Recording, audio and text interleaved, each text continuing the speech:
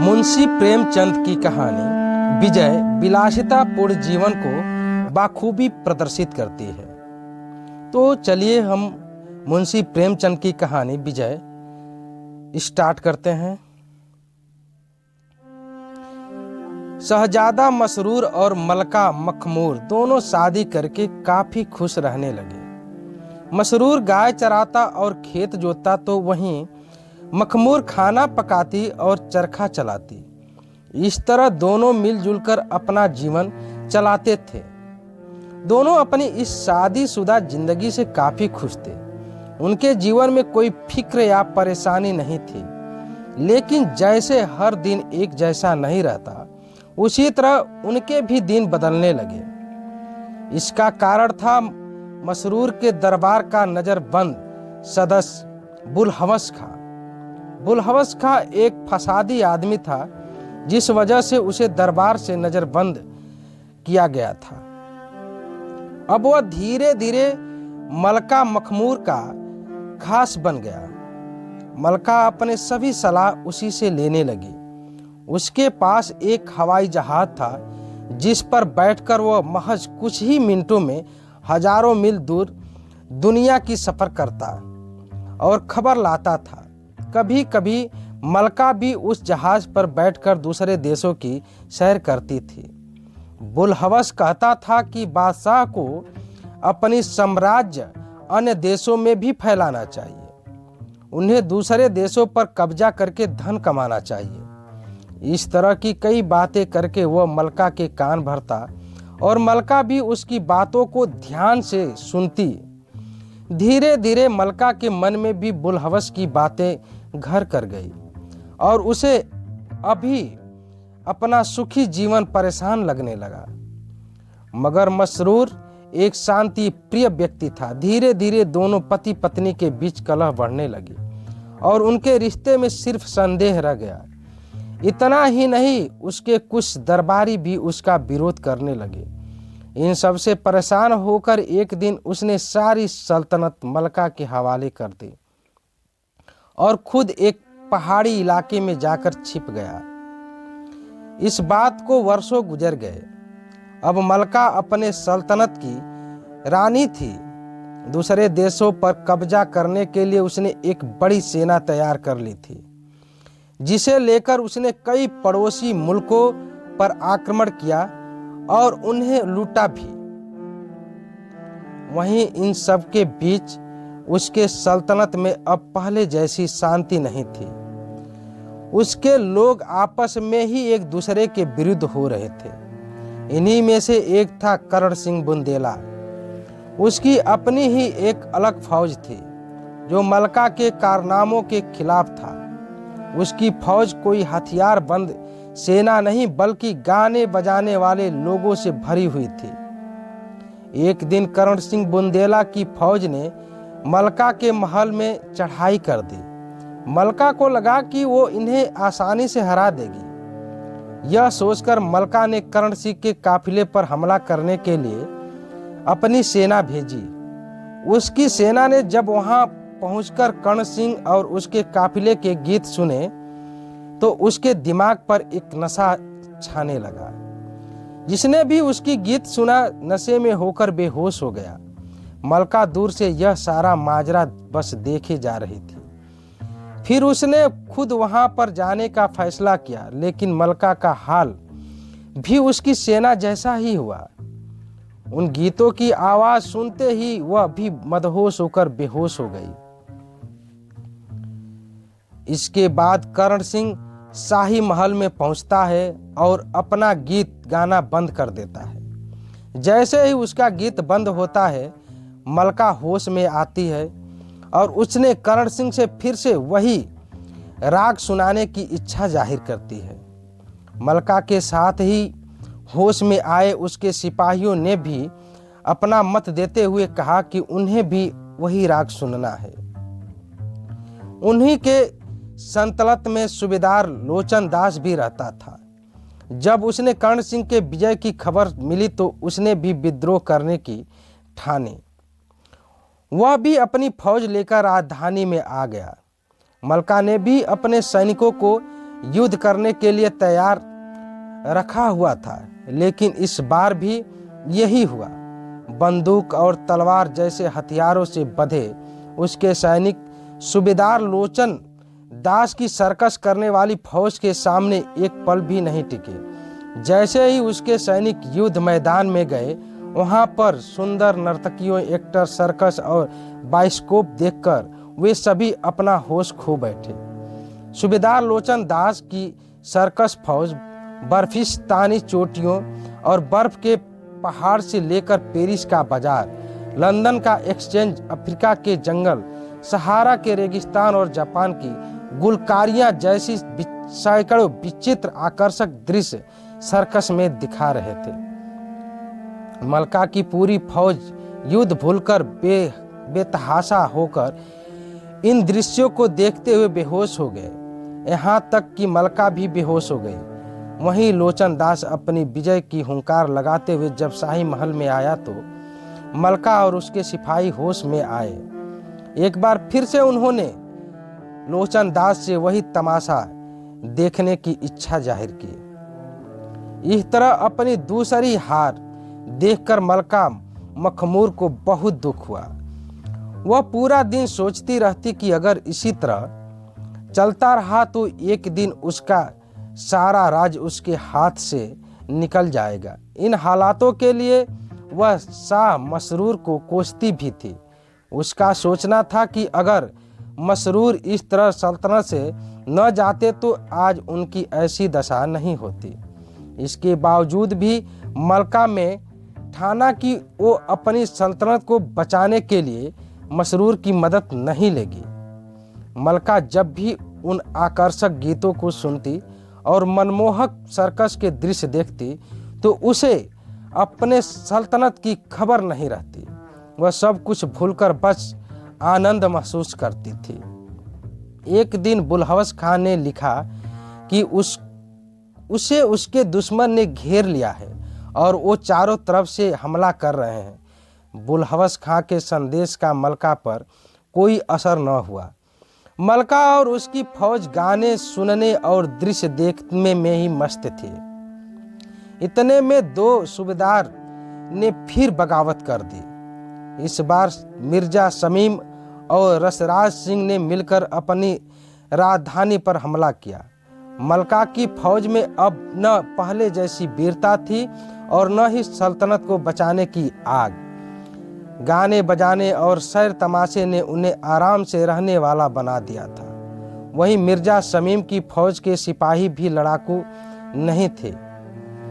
उसके किसी सिपाही के हाथ में फूलों के गुलदस्ते थे तो किसी के हाथ में इत्र की खुशबूदार शीशियां थी।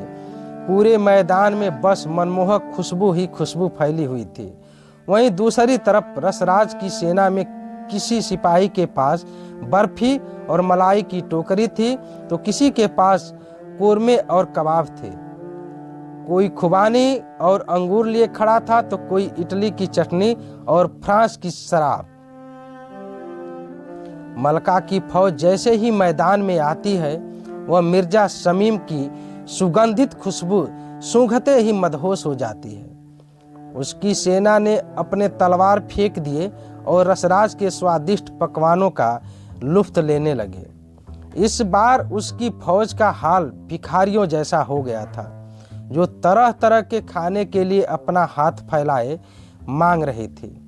सब कुछ खोने के बाद उसकी पूरी फौज वहीं पर बेहोश होकर ढेर हो गई।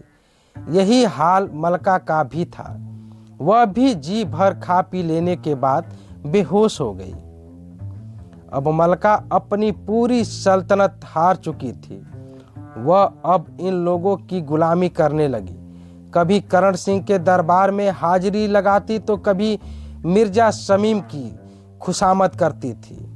हाँ, कभी कभी थक जाने या बीमार होने पर अकेले बैठकर घंटों रो लेती थी। वह मन ही मन चाहती थी कि मसरूर को मनाकर वापस ले आए, लेकिन अगले ही पल उसका मन बदल भी जाता। बुलहवस खान ने जब सल्तनत की यह कमजोरी देखी तो उसने भी मलका से बगावत करने की ठानी। उसकी फौज ने अगले ही पल में मलका की फौज को हराकर उसे बंदी बना लिया। गिरफ्तार करने के बाद मलका को एक कैदखाने में बंद करवा दिया गया। अब वह किसी का सेवक नहीं था, बल्कि खुद मलका का स्वामी बन गया था। जिस कैदखाने में मलका को कैदी बनाया गया था वह काफी विचित्र था। वह कैदखाना इतना लंबा चौड़ा था कि वहां से कोई बाहर नहीं भाग सकता था। वहां पर कोई पहरेदार नहीं थे, न ही कैदी के हाथों पैरों में कोई बेड़ियां थी। फिर भी मलका अपने पूरे शरीर को तारों से बंधा हुआ महसूस कर रहती थी। वह उस कैदखाने में अपनी इच्छा से हिल भी नहीं सकती थी। कैदखाने में दिन के समय वह जमीन पर मिट्टी के घरौंदे बनाती थी और उन्हें महल की तरह समझती थी। पत्थरों के टुकड़ों को गहनों की तरह पहनती और कहती कि उसके सामने हर तरह के हीरे जवाहरात फीके हैं। ऐसे ही कई दिन गुजर गए। मिर्जा शमीम, लोचन दास सभी उसे हर वक्त घेर कर रखते थे। उन लोगों के मन में डर भी था कि कहीं वह कैद में रहते हुए भी शाह मसरूर तक कोई संदेश न भेज दे। वहीं मलका भी उस कैद से निकल भागने की सोचने लगी। एक दिन मलका बैठी बैठी सोचने लगी कि जो पहले उसके इशारों पर नाचते थे अब वही उसके मालिक बन गए हैं। वो जैसा चाहते हैं उसे वैसे ही अपने इशारे पर नचाते हैं। उसे अब अफसोस होने लगा था कि उसे शाह मसरूर की बातें मान लेनी चाहिए। वह दिन रात बस इस कैदखाने से भागने और शाह मसरूर से मिलने की सोचती रहती। इसके बाद उनकी हर बात मानने की भी कसम खाती। खुद को कोसती कि उसके इस नमक हराम बुलहवस खां की बातें क्यों सुने। यही सब सोचते सोचते मलका रो रही थी कि अचानक उसके अपने सामने एक हंसी लिए चेहरे वाला पुरुष देखा, जिसने सादे कपड़े पहने हुए थे। मलका ने आश्चर्यचकित होकर उससे पूछा, आप कौन? मैंने आपको पहले यहाँ नहीं देखा है। पुरुष बोला, मैं इस कैदखाने की देखरेख करता हूँ, लेकिन मैं यहाँ बहुत कम आता हूँ। जब किसी कैदी की तबीयत खराब होती है तो उसे यहाँ से निकालने में मैं मदद करता हूँ। मलका ने फिर पूछा, आपका नाम क्या है? पुरुष ने जवाब दिया, संतोष सिंह। मलका बोली, क्या आप मुझे इस कैद से बाहर निकाल सकते हैं? संतोष, हाँ निकाल सकता हूँ, लेकिन इसके लिए आपको मेरी बताई बातों को मानना होगा। मलका बोली, मैं आपके सारे हुक्म मानूंगी। खुदा के लिए मुझे बस यहाँ से बाहर निकाल दे, मैं पूरी उम्र आपकी शुक्रगुजार रहूंगी। संतोष खान, आप कहाँ जाना चाहती हैं? मलका बोली, मुझे शाह मसरूर से मिलना है। क्या आपको पता है कि वो कहाँ रहते हैं? संतोष, हाँ मुझे पता है, मैं उन्हीं का नौकर हूँ, उन्होंने ही मुझे इस काम पर रखा है। मलका बोली, तो मेहरबानी करके मुझे यहाँ से निकालें और मुझे उनके पास ले चलें। संतोष बोला, ठीक है, तो पहले तुम्हें ये रेशमी कपड़े और सोने के जवाहरात उतार फेंकने होंगे। बुलहवस ने इन्हीं जंजीरों से तुम्हें जकड़ा हुआ है। जो भी सबसे मोटा कपड़ा हो बस वही पहन लो। तुम्हारे पास जितने भी इत्र की शीशियां हैं सब तोड़ दो। मलका ने ठीक वैसा ही किया जैसे संतोष ने करने के लिए कहा। इतने में वहां पर बुलहवस खां आया। रोते हुए कहने लगा, मेरी मालकिन मलका, मैं आपका गुलाम हूँ, क्या आप मुझसे नाराज हैं? मलका ने उसकी तरफ देखा और गुस्से में मिट्टी के बनाए घरौंदों को पैरों से गिरा दिया। इसके बाद बुलहवस के शरीर का एक एक अंग कटकर जमीन पर गिरने लगा। अगले ही पल में वह जमीन पर गिर गया और मर गया। यह देखकर संतोष ने कहा, मलका, क्या तुमने देखा? तुम्हारे दुश्मन कितनी आसानी से खाक में मिल गया। मलका बोली, काश मैं यह बहुत पहले करती तो आज ऐसे कैद में नहीं होती, लेकिन मेरे अभी और भी दुश्मन हैं। संतोष बोला, चलो करण सिंह के पास चलते हैं। जैसे ही वह अपना गीत गाना शुरू करे तुम बस अपने कानों पर हाथ रख लेना। मलका करण सिंह के दरबार में गई। उसे देखते ही दरबार में चारों तरफ से गाने के धुन बजने लगे। मलका ने तुरंत अपने दोनों कानों को बंद कर लिया। इतना करते ही करण सिंह के दरबार में आग लग गई। उसके सारे दरबारी जलने लगे। यह सब देखकर करण सिंह दौड़ता हुआ मलका के पैरों में गिर पड़ा और बोला, इस गुलाम पर रहम करे मालकिन, अपना कानों पर से हाथ हटा ले वरना मेरी जान जा सकती है।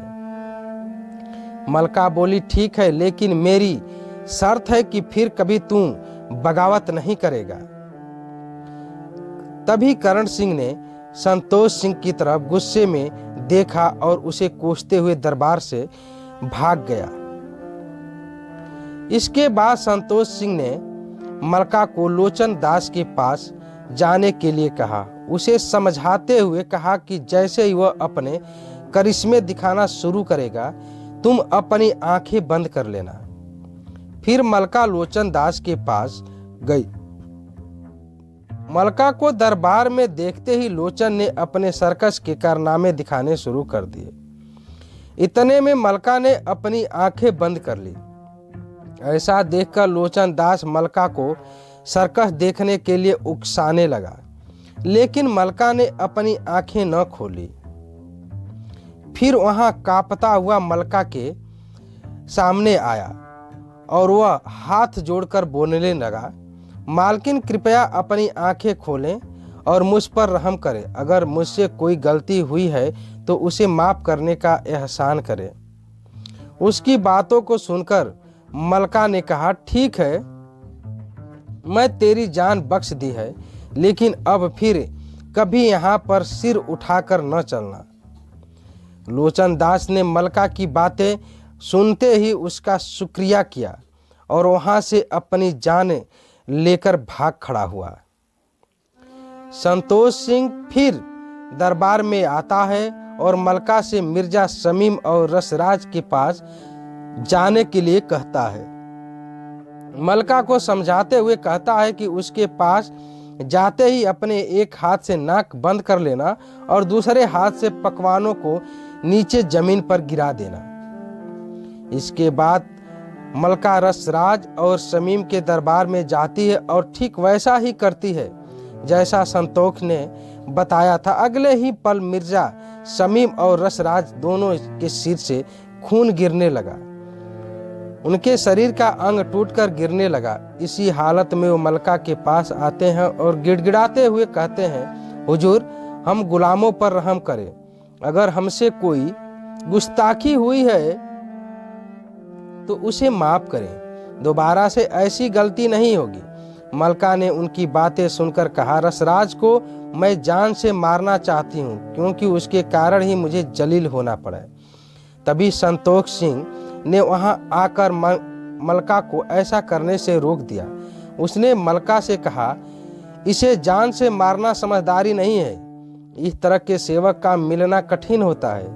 यह सभी सूबेदारों में अपना काम करने में सबसे बेहतर है, इसलिए इसे जान से मत मारिए, बस अपने काबू में रखिए। मलका ने ठीक वैसा ही किया।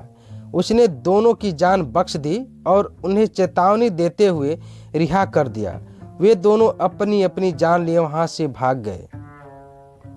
मलका की जीत और आज़ादी की खुशी की खबर सल्तनत में फैल गई। फौज और उसके लोगों ने उसका खुले दिल से स्वागत किया। वहीं दूसरी तरफ से चारों ओर बागी सूबेदार शहर में घात लगाकर छुप गए। फिर संतोष सिंह ने जब वहां के लोगों और फौज को मस्जिद में शुक्रिया की नमाज अदा करने के लिए ले गए तो बागियों को वहां पर भी हार मिली। उनका एक भी इरादा सफल नहीं हुआ और वे वहां से चलते बने। मलका ने संतोष सिंह का शुक्रिया करते हुए कहा, मेरे पास इतनी ताकत या कोई शब्द नहीं जिससे मैं आपके एहसानों का शुक्रिया अदा कर सकूं। अब आप मुझे शाह मसरूर के पास ले चलिए, मैं उनकी सेवा करूंगी और उन्हीं के साथ अपनी पूरी जिंदगी गुजारूंगी। संतोष सिंह बोला, ठीक है, लेकिन वहां तक पहुंचने का रास्ता बहुत कठिन है, तुम घबराना मत। वहां चलने के लिए मलका ने बुलहवस का दिया हुआ हवाई जहाज मंगाया। लेकिन संतोष सिंह ने उससे जाने के लिए मना कर दिया। उसने कहा कि उसे पैदल ही अपना यह सफर तय करना है। मलका ने इस बार भी ऐसा ही किया। वह दिन भर बिना कुछ खाए पिए चलती रही। थकान के कारण उसकी आंखों के सामने अंधेरा छाने लगा। उसके पैरों में छाले पड़ गए। उसने संतोष से पूछा कि अभी और कितनी दूर है। संतोष बोला, अभी बहुत दूर है, तुम्हें पूरे रास्ते चुप रहना होगा, क्योंकि बातें करने से मंजिल और भी मुश्किल हो जाती है। रात होते होते वे एक दिन एक नदी के किनारे पहुंचे। वहां कोई नाव नहीं था। मलका ने संतोष से पूछा कि नाव कहाँ है। संतोष ने उसे बताया कि उसे नदी भी चलकर पार करनी होगी। मलका को नदी में जाने से डर लग रहा था, लेकिन फिर भी उसने हिम्मत जुटाई और नदी पार करने के लिए उसमें उतर पड़ी। अगले ही पल उसे मालूम हुआ कि वह नदी सिर्फ उसकी आंखों का धोखा थी। असलियत में वह बस एक रेतीली जमीन थी। जैसा तैसा रात बीत रही थी। मलका को लग रहा था कि यह सफर तय करते करते वह मर ही जाएगी, फिर वो इसे पूरा जरूर करेगी। सुबह तक वो एक पहाड़ी के सामने पहुंच चुके थे। उस पहाड़ी की चोटियां आसमान से भी ऊंची थी। संतोष सिंह ने मलका से कहा कि शाह मसरूर इसी पहाड़ी की सबसे ऊंची चोटी पर है। फिर उससे पूछा, क्या तुम इस पर चढ़ सकती हो? मलका ने हिम्मत दिखाते हुए कहा, हाँ, मैं चढ़ने की पूरी कोशिश करूंगी। इसके बाद वह तेजी से उस पहाड़ पर चढ़ने लगी। पहाड़ के बीचों बीच आकर वह थक गई और वहीं पर बैठ गई। तभी फिर ने संतोष सिंह ने उससे कहता है कि एक बार फिर से ऐसे ही हिम्मत करो। उसकी बातें सुनकर मलका फिर से हिम्मत बांधती है और फुर्ती दिखाते हुए पहाड़ पर चढ़ने लगती है। जब वह पहाड़ की सबसे ऊंची चोटी पर पहुंच जाती है तो वहां की शुद्ध हवा में सांस लेते हुए उसे एक नई जिंदगी पाने जैसा एहसास होता है। तब उसने संतोष सिंह की तरफ देखा तो वह आश्चर्य में डूब गई। उसके सामने खड़ा संतोष सिंह का चेहरा शाह मसरूर का बन गया था। उसे देखते ही मलका शाह के पैरों पर गिर गई और रोने लगी। फिर शाह मसरूर ने उसे उठाकर गले लगा लिया। कहानी से शिक्षा, किसी चीज के मोह में पड़ना या लालच करना खुशहाल जीवन को कैद कर सकता है। वहीं अगर मजबूत इरादों से इनका सामना किया जाए तो इनसे छुटकारा पाया जा सकता है।